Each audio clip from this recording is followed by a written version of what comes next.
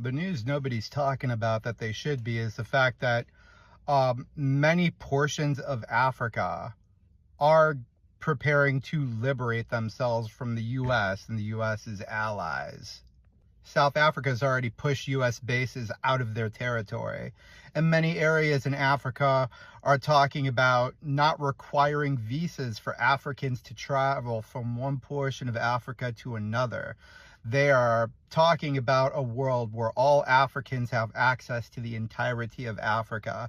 And this could lead to talks about nationalizing resources of Africa, which is very bad news for the U.S. It's ultimately one of the many reasons that the U.S. is currently turning on its allies. From Africa liberating itself from the U.S. to the Saudis not renewing the petrodollar deal, which means any country can buy Saudi oil with any currency. They don't need to use the dollar.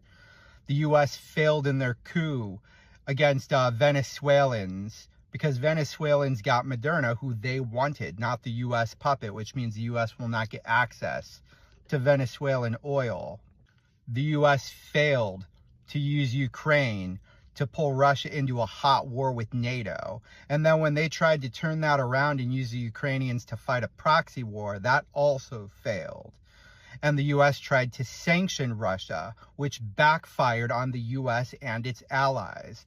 The U.S. has suffered multiple massive blows over the past 5, 6, 7 years. And as a result, the BRICS nations are getting larger. Countries like China are becoming more economically dominant than they were before. The shift of global power has completely changed. The U.S. empire is not going to last like maybe a decade at most, probably not even that. But the people who own the U.S., the people who run the U.S., the people who tell everybody in Congress, regardless of whether they're a Democrat or a Republican, what to do, what bills to pass, and where to send taxpayer money. Those people are apolitical. They don't care about the U.S. And the U.S. is no longer as profitable as it was. So these entities, who I won't name because I don't want my video to get flagged, are moving their business likely to BRICS and in other avenues. They are abandoning the U.S. But on their way out, they are using the U.S. and its military to pillage as many resources for them as they can before the U.S. is no longer able to pillage anyone. And that's why the U.S. is attacking its allies right now, from Greenland to Canada. And while I feel terrible for the people of Greenland, for the Danes, why I feel terrible for the Canadians, I do not feel bad, and neither should you, for their individual governments. Those governments sold their people out for blood-stained gold from the U.S.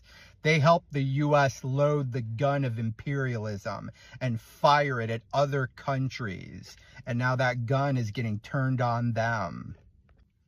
The U.S. has hundreds of military bases in their allies' territory.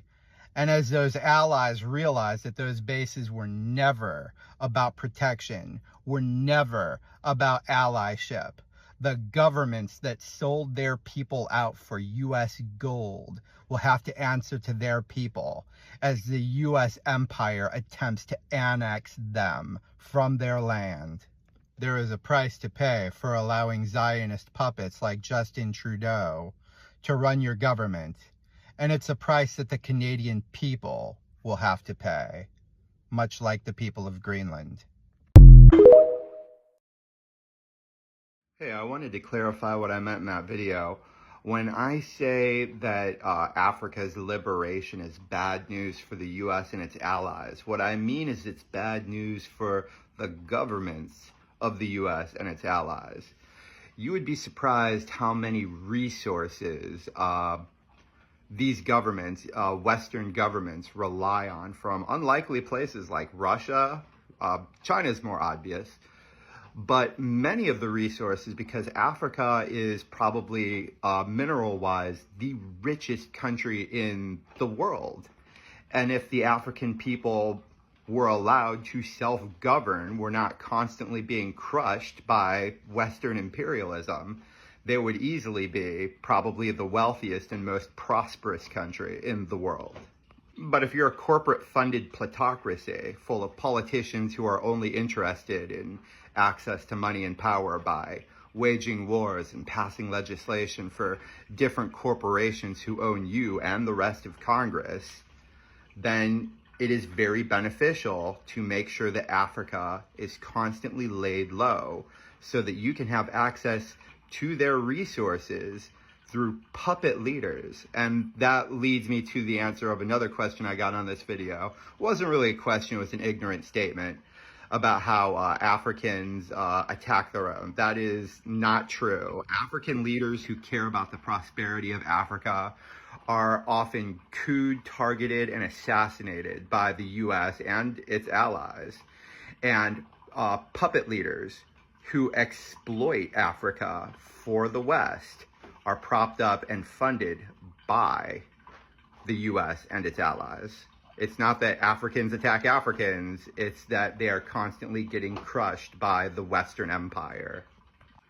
From the point of view of like the people, a people of these different countries from like the US and its allies, Africans owning Africa, liberating from the empire is great news for all of us because it means they're producing and adding to the economy and their resources aren't getting funneled to giant corporations who are extorting the people who make those minerals and who send those minerals. And it means that Africa largely contributes to the global economy. It would benefit the working class worldwide phenomenally.